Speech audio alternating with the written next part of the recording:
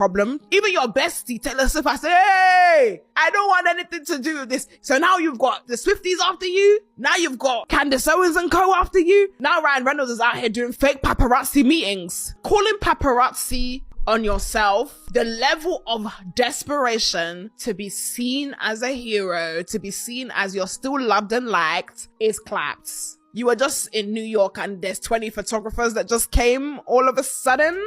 But we're not going to find out till 2026, guys. I believe they're going to try and settle it out of court. Okay, so if you thought you were having a bad day today, I would like to personally assure you that it is exponentially better than Blake Lively's, because she has just discovered that she is being sued again for defamation again. You are the problem, even your best detail. I say, hey, I don't want anything to do with this. So now you've got the Swifties after you, now you've got Candace Owens and co after you, now Ryan Reynolds is out here doing fake paparazzi meetings, calling paparazzi on yourself. The level of desperation to be seen as a hero, to be seen as you're still loved and liked is claps. You were just in New York and there's 20 photographers that just came all of a sudden. But we're not going to find out to 2026, guys. I believe they're going to try and settle it out of court. Okay, so if you thought you were having a bad day today, I would like to personally assure you that it is exponentially better than Blake Lively's, because she has just discovered that she is being sued again for defamation again. Ryan Reynolds just blasted the hell out of his wife Blake Lively, and word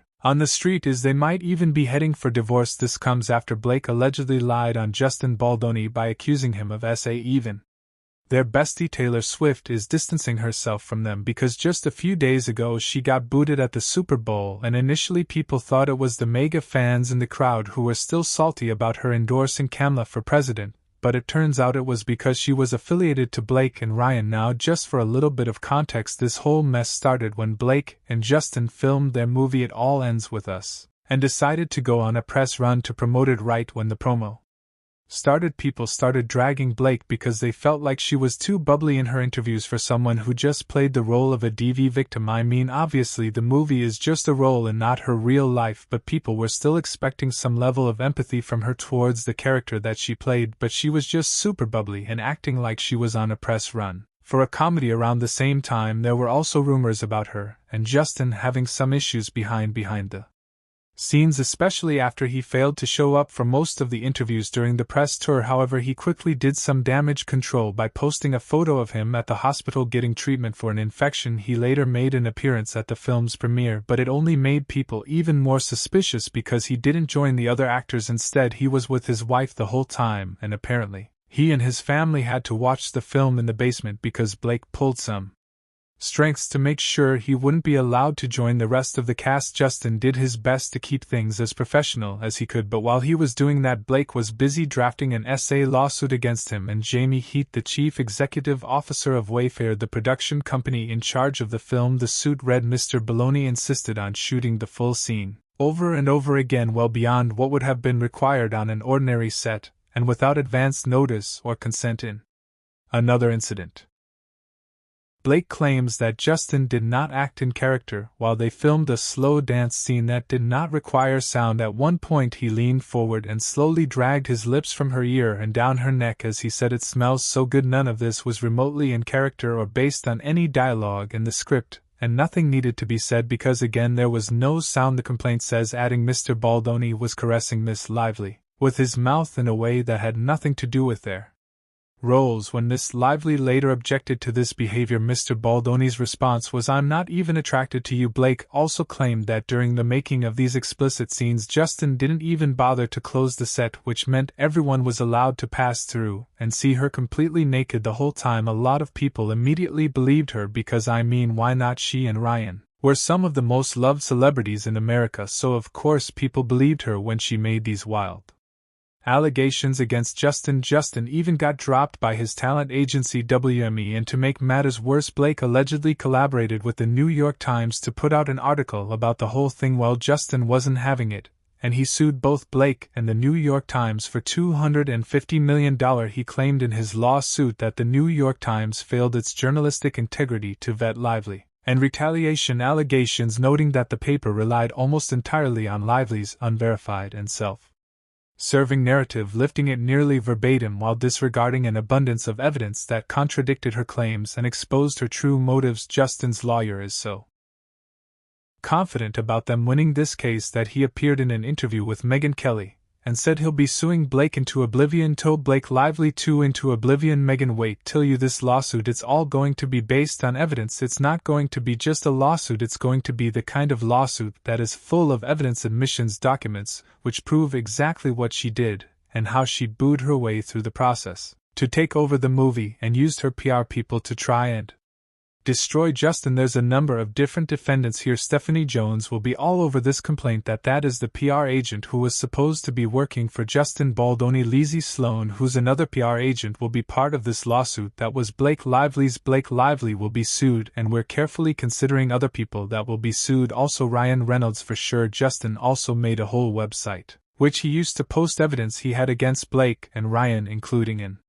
amended complaint containing a timeline of events of the things that happened on set, as well as text messages and emails that exposed Blake choosing not to meet with an on-set intimacy coordinator he hired. Now, when Blake was going around making these wild allegations, Justin took it like a champ and defended himself, but once he and his lawyers also started to release receipts and talk to the media, Blake ran to the court and told the judge to make Justin and his lawyers keep quiet because they were ruining her and Ryan's reputation. Mind you, she's the one who involved the media into this when she made that New York Times put out that article. Child, you can't make this up. The judge ended up ordering both Justin and Blake's lawyers to stop talking to the press because he could contaminate the jury into making biased judgments.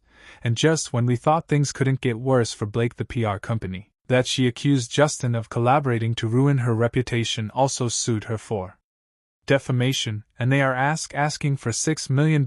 Even Taylor Swift has allegedly made it clear to Blake and Ryan that she has no interest in getting mixed up in this mess. Last Sunday she got booed the moment she arrived at the Super Bowl, and according to sources it was because of her affiliation to Blake and Ryan. Not only that, but Justin's lawyer Brian Fredman said he won't hold back from calling Taylor to testify when the trials start because she was physically present during the filming of some parts of the movie and got to see the drama go down. And then when it comes to Ryan, this whole drama has also led him losing his support from the general public. No one wants to associate with him anymore, and in fact he recently pulled a stunt by allegedly playing the paparazzi to pull up on him, so it looks like he's still loved and in demand. Ryan Reynolds makes a public appearance since this ongoing legal battle with Blake Lively and Justin Baldoni, and it is so staged, it is so freaking staged.